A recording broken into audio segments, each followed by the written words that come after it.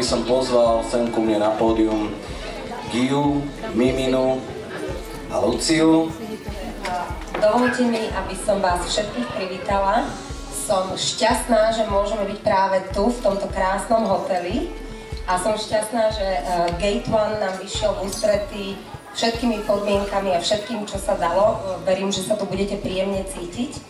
A zároveň by som chcela poprosiť nášho hlavného sponzora, pána inžiniera Ladislava Hrmeka, aby prišiel a otvoril oficiálne náš ples.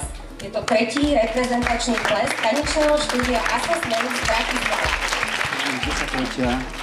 10 sa starajú o naše deťúrence, dávajú im základy tanečnej pohybovej výchovy a namiesto toho, aby sledovali telenovely alebo chodili po Auparku, so železnou pravidelnosťou chodia a trápia sa s našimi deťurencami.